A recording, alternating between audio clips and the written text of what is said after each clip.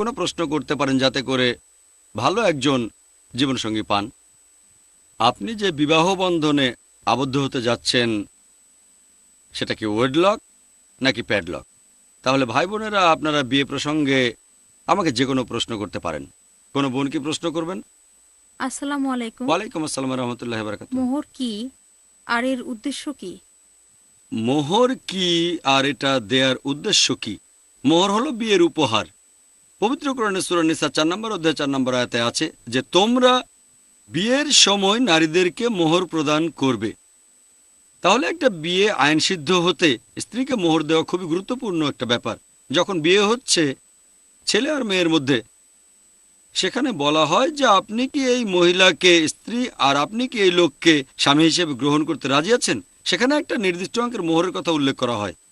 কোনো বিয়ে আইনসিদ্ধ হতে গেলে মোহর দেওয়া বাধ্যতামূলক। একটা হাদিসে বলা হয়েছে যে মোহরের কোনো রকম সীমানা নেই। পবিত্র কোরআনে সূরা নিসা 4 নম্বর অধ্যায়ের 20 নম্বর আয়াতে আছে মোহর হিসেবে অগাধ সম্পদও দেওয়া যায়। অন্যদিকে একবার এক সাহাবী বলেছিলেন আমি বিয়ে করতে চাই কিন্তু আমার টাকা নেই। তোমার কাছে টাকা নেই? না, নেই।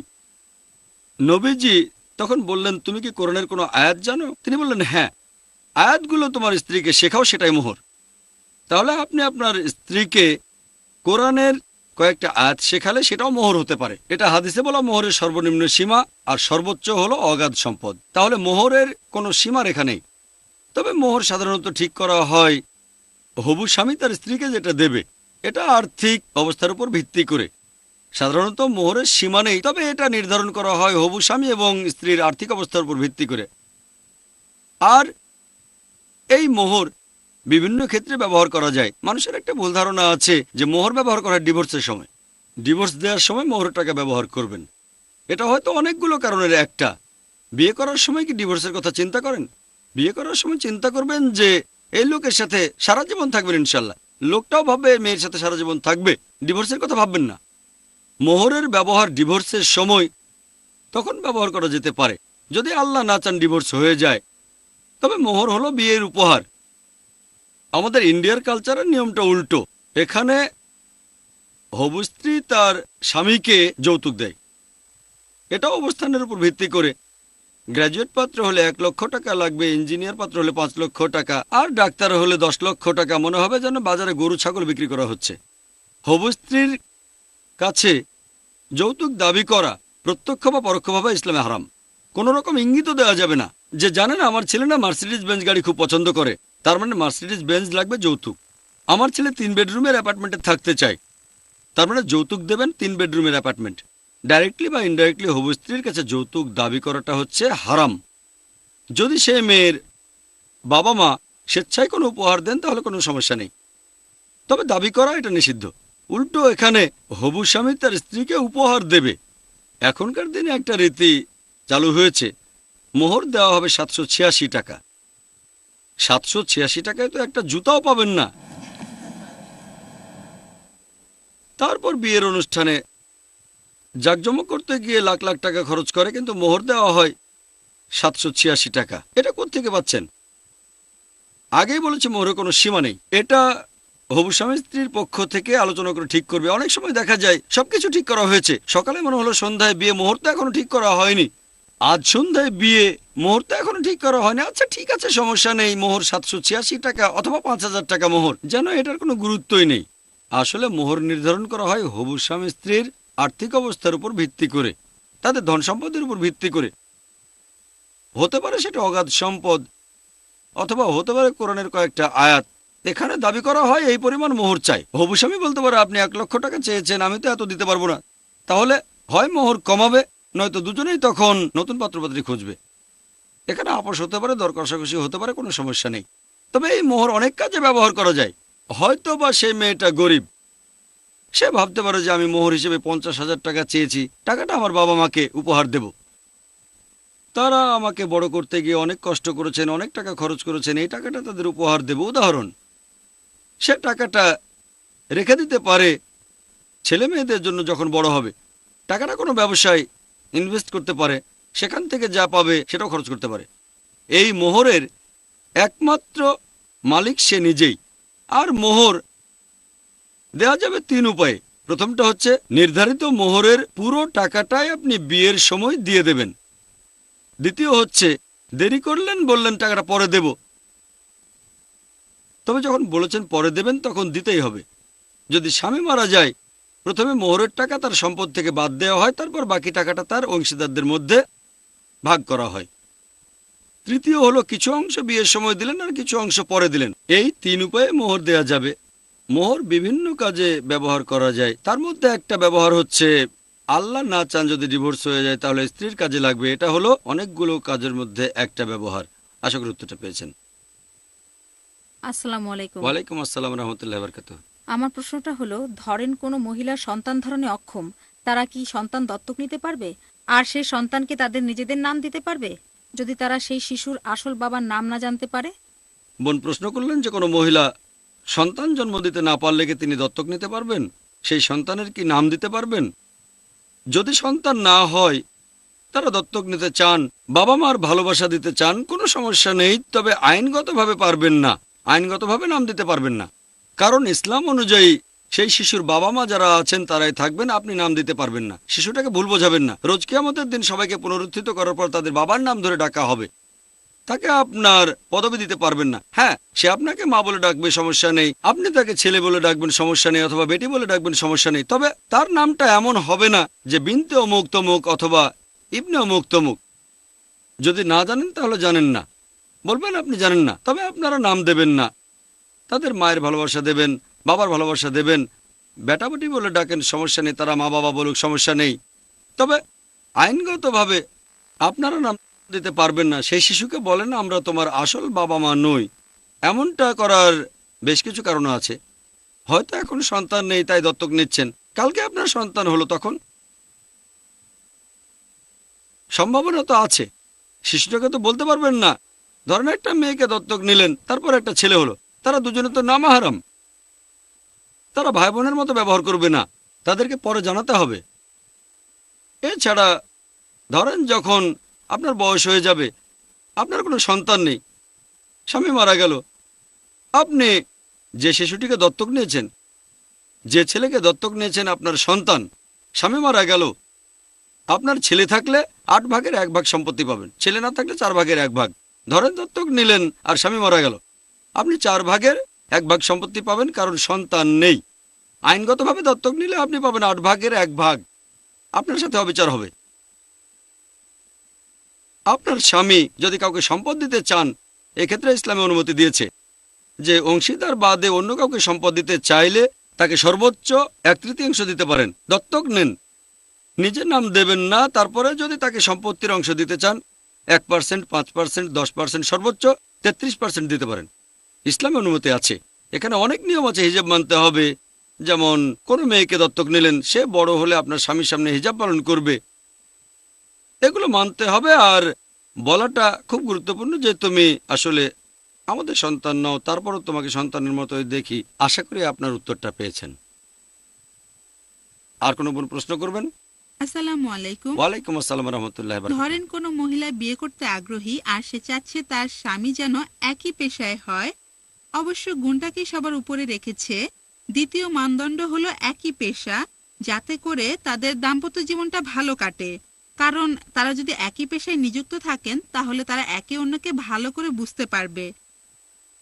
এখন এরকম কোনো মানদণ্ড কি সে ব্যবহার করতে পারে? বোন, আপনি প্রশ্ন করলেন যে যদি কোনো ছেলে বা মেয়ে বিয়ে করতে চায় আর গুণসম্পন্ন জীবনসঙ্গী খোঁজে, তবে তারা চায় জীবনসঙ্গীর পেশাটাও যেন একই হয়, যাতে দাম্পত্য জীবন ভালো কাটে, এটা কি ঠিক আছে? আপনি ডাক্তারের কথা বলতে গিয়েও বলেননি। যদি ডাক্তার হয় তাহলে খুব কঠিন, স্বামী স্ত্রী দুজনে ডাক্তার হলে কঠিন হয়ে যাবে।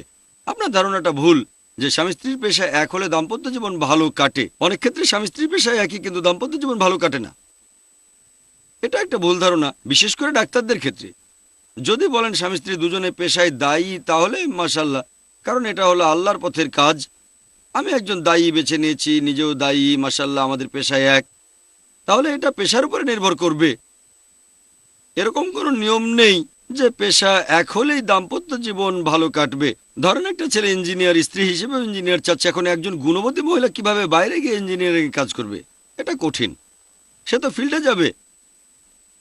তাহলে বুঝতে পারছেন, মাঝে মধ্যে পেশা এক থাকলে সুবিধায় হয়, মাঝে মধ্যে কোনো সুবিধা হয় না, আবার কখনো এটা ক্ষতিকর।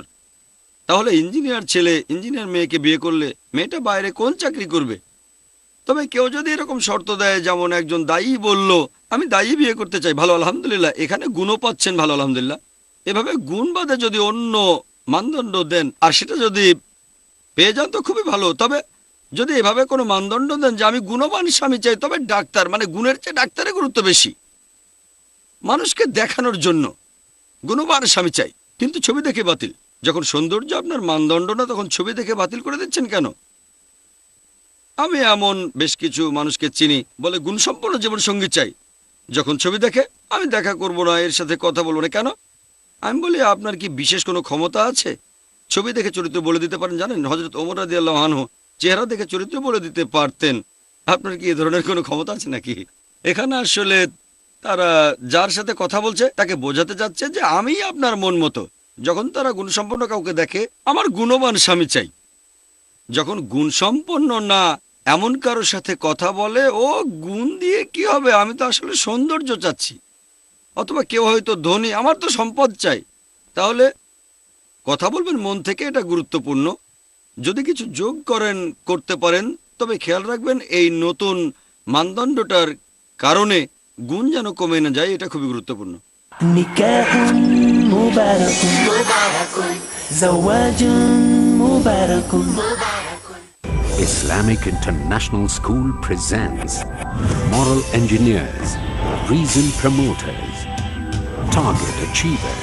Let us analyze today the solution given in the teachings of Muhammad sallallahu alaihi wasallam. Dua, the weapon of a believer. Worship Allah and worship Him alone.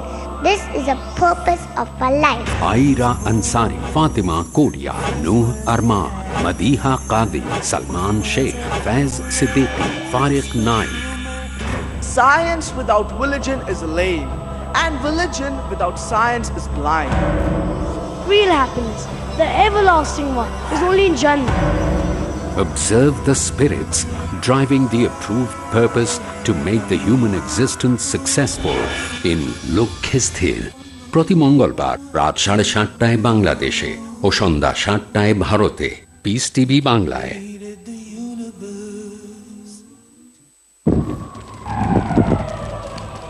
Dialogue. Discussion. Debate. Rebuttal. Conclusion.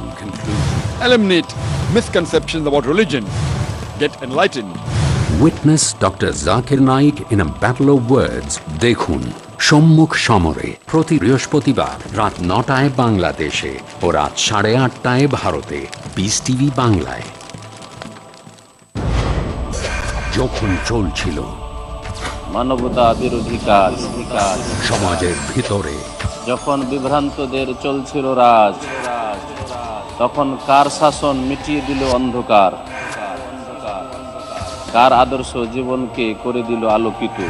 কে অনেক জীবনকে আলোকিত করে করল মানবতার উপকার। জানার জন্য দেখুন পিস টিভির অনুষ্ঠান আল কোরআনের আলো। পরবর্তী অনুষ্ঠান পিস টিভি বাংলায়। নিকাহুন মুবারাকুন যাওয়াজুন মুবারাকুন। আর কোনো বোনকে প্রশ্ন করবেন? আসসালামু আলাইকুম। ওয়ালাইকুম আসসালাম রাহমাতুল্লাহি ওয়া বারাকাতুহু। যদি স্ত্রী শয্যাশায়ী হয়, মানে যদি কারো অসুস্থ, স্ত্রী শয্যাশায়ী হয়, আর সে যদি স্বামীর চাহিদাগুলো পূরণ করতে না পারে, তখন স্বামী দ্বিতীয় বিয়ে করতে পারে। অন্যদিকে স্বামী অসুস্থ আর স্ত্রীর চাহিদা পূরণ করতে পারে না, তখন সেই স্ত্রী কি করতে পারে? বোন খুব সুন্দর প্রশ্ন করেছেন। যদি কারো স্ত্রী শয্যাশায়ী হয়, যদি স্ত্রী দায়িত্ব পালন করতে না পারে, চাহিদা মেটাতে না পারে, তখন স্বামী আরেকজন মহিলাকে বিয়ে করতে পারেন। তবে এর উল্টোটা, যদি স্বামী শয্যাশায়ী হয়, স্ত্রী নতুন স্বামী গ্রহণ করতে পারবে না। কেন? খুব সুন্দর প্রশ্ন। 1 নম্বর পয়েন্ট, স্ত্রী যদি শয্যাশায়ী হয়, স্বামী যেটা করতে পারে তাকে ডিভোর্স দিয়ে আরেকটা বিয়ে করবে, অথবা সে থাকলো আরেকটা নতুন বিয়ে করলো। এখানে সবাই বলবে যে দ্বিতীয় অপশনটা বেশি ভালো, যে প্রথম স্ত্রী সে থাকলো, সেও এখানে সুবিচার পাবে, সময় দিতে হবে, বলতে পারবে না আমার সময় নেই, আর নতুন বিয়ে করলেন। অন্যদিকে যদি স্বামী শয্যাশায়ী হয়ে পড়ে থাকে, যদি স্বামীর দায়িত্ব পালন করতে না পারে, চাহিদা মেটাতে না পারে, এখানে স্ত্রী যেটা করতে পারেন, হয় তিনি স্বামীর সাথেই থাকবেন, নয়তো ডিভোর্স দেবেন। কেন? যদি তিনি ডিভোর্স না দিয়ে নতুন কাউকে বিয়ে করলেন আর প্রথম স্বামীও থাকলো, গ্যারান্টি দিতে পারবেন না যে প্রথম স্বামী সুস্থ হবে না। সুস্থ করবে না আল্লাহ তাআলা। যদি কালই সুস্থ হয়ে যায় তাহলে? এরকম অবস্থা হলে তখন কি হবে? সমস্যা। তাই অপশন হলো হয় স্বামীর সাথেই থাকবেন, নিজের চাহিদা ত্যাগ করেন, অথবা ডিভোর্স দেন। কারণ যদি একজন শয্যাশায়ী পুরুষকে ডিভোর্স দেন, সে আরেকজন স্ত্রী পেতে পারে। কিন্তু যদি শয্যাশায়ী মহিলাকে ডিভোর্স দেন, তার জন্য নতুন স্বামী পাওয়া খুবই কঠিন। এটা মহিলাদের রক্ষা করছে, মহিলাদের জন্য ভালো। যদি কোনো মহিলা মনে করে শয্যাশায়ী স্বামীর সাথে থাকতে পারবে না, সে ডিভোর্স নিতে চায়, তখন সে নেবে নিকাহ ফাস্ক। যদি সে বলে না আমি সওয়াব পেতে চাই, আমার স্বামীর সাথে থাকবো, আমি অন্য চাহিদাগুলো ত্যাগ করব, যাতে করে আমি জান্নাতে যেতে পারি, আলহামদুলিল্লাহ। যদি সে বলে আমি আর পারছি না, আমারও সীমাবদ্ধতা আছে, তখন ডিভোর্স দেওয়ার অনুমতি আছে। স্বামীর শারীরিক অসুস্থতা গুরুতর হলে একজন পুরুষের পক্ষে নতুন একজন স্ত্রী পাওয়া সম্ভব, যদিও সে তখন শয্যাশায়ী, কিন্তু শয্যাশায়ী মহিলার পক্ষে নতুন স্বামী পাওয়া কঠিন। আশা করি উত্তরটা পেয়েছেন। আসসালামু আলাইকুম। ওয়ালাইকুম আসসালাম রহমতুল্লাহ বারাকাতুহু। অনেক তালাকপ্রাপ্ত মহিলা তাদের অতীতের কারণে বিয়ে প্রস্তাব পান না, যদিও তারা নিয়ম মানা মুসলিম। আপনার মন্তব্য? বোন প্রশ্ন করলেন যে তালাকপ্রাপ্ত মহিলারা বিয়ের প্রস্তাব পান না কারণ তাদের অতীত। আমার মন্তব্য কি? এটাই আমাদের সমাজ। আমাদের সমাজে ডিভোর্স একটা কলঙ্কের মতো। বর্তমানে আমরা জানি পশ্চিমা বিশ্বে ডিভোর্স খুবই কমন। ডিভোর্সটা এত কমন হওয়া উচিত না। তবে ডিভোর্স হওয়া উচিত না এটা বলাও ভুল। কারণ আপনারা যদি সাহাবীগণের জীবনী পড়েন, এমন সাহাবা ছিলেন আর সাহাবিয়াত, তারা ভালো গুণসম্পন্ন ছিলেন কিন্তু তাদের মধ্যে ম্যাচ করেনি। গুণসম্পন্ন ছিলেন কিন্তু ম্যাচ করেনি, ডিভোর্স দিয়ে তারা অন্য কাউকে বিয়ে করেছেন। এটা কমন ছিল। পশ্চিমা বিশ্বের মতো এত কমন ছিল না, তবে এটা কলঙ্ক ছিল না। এখন আমাদের সমাজে এটা একটা কলঙ্ক। ও ডিভোর্স। আরেকজন তালাকপ্রাপ্তা মহিলার পক্ষে আবার বিয়ে করা, এটা একজন তালাকপ্রাপ্ত পুরুষের তুলনায় বেশ কঠিন। এটা আসলে আমাদের কালচার বোন। আপনি বললেন সে গুণবতী হলেও নতুন স্বামী পাবে না, এ ব্যাপারে আমি বলবো সে হয়তো গুণবতী আলহামদুলিল্লাহ অন্যের তুলনায়, কারণ সেখানে একটা কালচার আছে। কিন্তু যদি কোনো গুণবান ছেলে থাকে, যদি সে অবিবাহিতও হয় আর সেই তালাকপ্রাপ্তাকে দেখে, জানে সে গুণবতী, জানে মহিলার ডিভোর্সটা তার নিজের কারণে হয়নি, এমন হলে অবশ্যই তালাকপ্রাপ্তাকে বিয়ে করবে।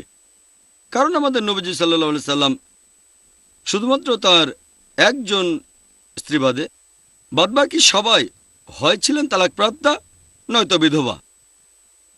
সবাই, শুধুমাত্র একজন বাদে সবাই 80%-এরও বেশি। এটা আমাদের নবীজি সাল্লাল্লাহু আলাইহি সাল্লামের দৃষ্টান্ত। সে সময় এটাকে কলঙ্ক বলা হতো না, এখন কলঙ্ক বলা হয় কালচারের কারণে, ধর্মের কারণে না। আশা করি উত্তরটা পেয়েছেন। আসসালামু আলাইকুম। ওয়ালাইকুম আসসালাম রহমতুল্লাহ বারাকাতুহু। একটা হাদিস বলছে স্বামী স্ত্রীর প্রতি সন্তুষ্ট না হলে স্ত্রী তাহলে দোজখে যাবে, আর সেই স্ত্রীকে ফেরেশতারা সারা রাত ধরে অভিশাপ দেবে। কিন্তু স্ত্রী স্বামীর উপর সন্তুষ্ট না হলে তখন কি হবে? বোন, আপনি হাদিসটার ভুল উদ্ধৃতি দিচ্ছেন। নবীজি সাল্লাল্লাহু আলাইহি সাল্লামের হাদিসটা হচ্ছে যে যদি স্ত্রী শয্যায় আসতে রাজি না হয় স্বামীর কাছে, যদি স্বামী চায়, তাহলে সারা রাত ধরে ফেরেশতাগণ সেই স্ত্রীকে অভিশাপ দেবেন। এই হাদিসটা। যদি স্বামী চাওয়ার পরেও স্ত্রী শয্যায় আসতে রাজি না হয়, ফেরেশতাগণ অভিশাপ দেবেন। এখন প্রশ্ন হচ্ছে যদি উল্টোটা হয়, মানে স্ত্রী চাওয়ার পরও স্বামী আসতে রাজি না হয়, তাহলে ফেরেশতাগণ কি স্বামীকে অভিশাপ দেবেন?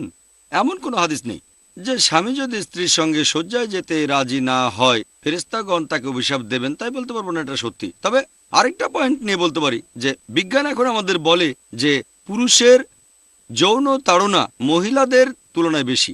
পুরুষরা মহিলাদের তুলনায় বেশি হাইপারসেক্সুয়াল।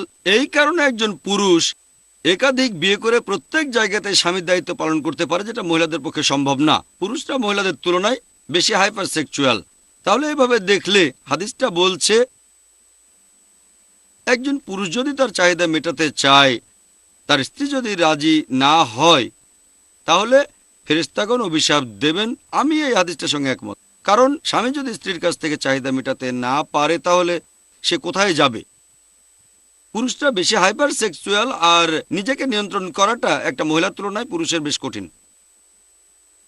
এখন যদি উল্টো ঘটনা ঘটে যে স্ত্রী স্বামীর কাছে চাহিদা মেটাতে চাচ্ছে, স্বামী রাজি হচ্ছে না, কোনো হাদিস বলছে না তাকে অভিশাপ দেওয়া হবে, তবে আরেকটা হাদিস বলছে যে সেরা মুমিন হলো সে যে তার পরিবার এবং স্ত্রীর সাথে ভালো ব্যবহার করে।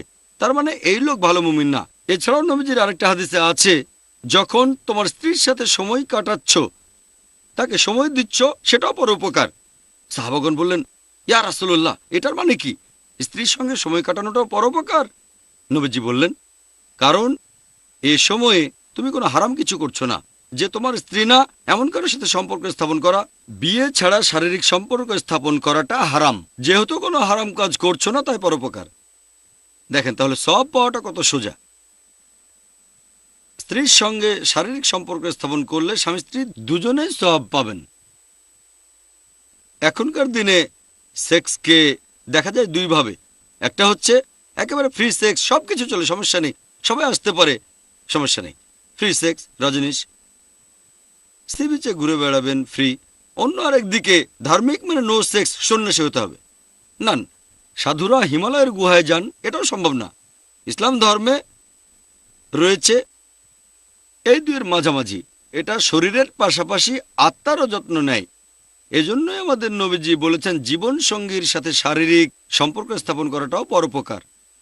চিন্তা করেন, গরিব লোকও উপকার করতে পারে। আশা করি বোন আপনার উত্তরটা আপনি পেয়েছেন। আসসালামু আলাইকুম। ওয়ালাইকুম আসসালাম রহমতুল্লাহ বারাকাতুহু। একটা মেয়ের খুব অল্প বয়সে বিয়ে হয়েছিল, আর কিছুদিন পরেই তার ডিভোর্স হয়ে যায়। এই ব্যাপারে সে এত বেশি আঘাত পেয়েছিল যে সে আবার নতুন করে বিয়ে করার সাহস পাচ্ছে না। তবে বলা হয় যে বিয়ে করা ফরজ, দ্বিতীয় বিয়ের ক্ষেত্রে কি হবে? আমরা এইরকম জানি যে বিয়ে করার আগে আপনি থাকবেন অর্ধেক মুসলিম, আর বিয়ে করলে পূর্ণাঙ্গ মুসলিম হবেন। এখন দ্বিতীয় বিয়ে করা, এই সম্পর্কে ইসলাম ধর্ম কি বলে? বোন আপনি প্রশ্ন করলেন যে একজন মেয়ের বিয়ে হয়েছিল, কম বয়সে ডিভোর্স হয়ে যায়, আবার বিয়ে করা বাধ্যতামূলক কিনা। আপনি আরো বললেন বিয়ে করলে পুরো মুসলিম, না করলে অর্ধেক। আপনি নবীজির একটা হাদিসের কথা বলছেন যে বিয়ে অর্ধেক দিন পূরণ করে। তার মানে এই না দুটো বিয়ে করলে সম্পূর্ণ দিন পূরণ হবে। এই হাদিসটা আপনি বললেন বিয়ে করলে অর্ধেক, না করলে পুরো, এটা ঠিক না। নবীজি বলছেন বিয়ে অর্ধেক দিন পূরণ করে। নবীজি বোঝাতে চেয়েছেন বিয়ে রক্ষা করবে উশৃঙ্খলা থেকে, অবাধ যৌনাচার আর ব্যভিচার থেকে। বিয়ে করলে আপনি বাবা অথবা মা হওয়ার সুযোগ পাবেন। বিয়ে করলে স্বামী বা স্ত্রীর দায়িত্ব পালন করার সুযোগ পাবেন। ইসলামে এটা গুরুত্বপূর্ণ। তাহলে বিয়ে একবার বা দুইবার করেন, তাতে অর্ধেক দিনই পূরণ হবে। এবারে আপনার প্রশ্নটাতে আসি। একটা মেয়ের বিয়ে হয়েছিল আর বেশ কম বয়সে তার ডিভোর্স হয়েছিল। এখন সে আর বিয়ে করতে চায় না। তার কি এখন বিয়ে করা উচিত? যদি বয়স কম থাকে তাহলে বিয়ে করা উচিত, সেটাই ভালো। তবে তার মনে যদি ভয় থাকে, কোনো রকম মানসিক প্রভাব, এরকম বিভিন্ন সমস্যার, সে যদি বিয়ে না করে, এ অবস্থায় তার বিয়ে করাই ভালো। গুরুজনেরা, বাবা মা, ভাই বোন তাকে বোঝাতে পারে, তার জন্য পাত্রের খোঁজ করতে পারে। তবে যদি তার মানসিক অবস্থা আগের মতোই থাকে, আর যদি মেডিকেল কারণে বিয়ে করতে না পারে, তাহলে ইনশাল্লাহ আল্লাহ মেনে নেবেন। তবে যদি তার বয়স থাকে তাহলে বিয়ে করলেই ভালো। যদি বেশি বয়সে ডিভোর্স হয়, এমন ক্ষেত্রে বিয়ে না করলে কোনো সমস্যা নেই। তবে কম বয়সে ডিভোর্স হয়ে থাকলে এখন তার বিয়ে করা উচিত। আশা করি উত্তরটা পেয়েছেন। অনুষ্ঠান এখানেই শেষ করছি, আর আল্লাহর কাছে দোয়া করছি তিনি যেন পথনির্দেশ দেন, যাতে করে কোরআন এবং সুন্নাহর কাছাকাছি আমরা থাকতে পারি। ওয়া আখিরু দাওয়ানা আলহামদুলিল্লাহি রাব্বিল আলামিন। Stay young, forever be true. Cherish this life that's destined for you. Live your life with kindness and care. Remember, Allah will always be there, be there. Nikahun mubarakun, zawajun mubarakun, an-nikahu min sunnati. ما قال النبي هو الصحيح.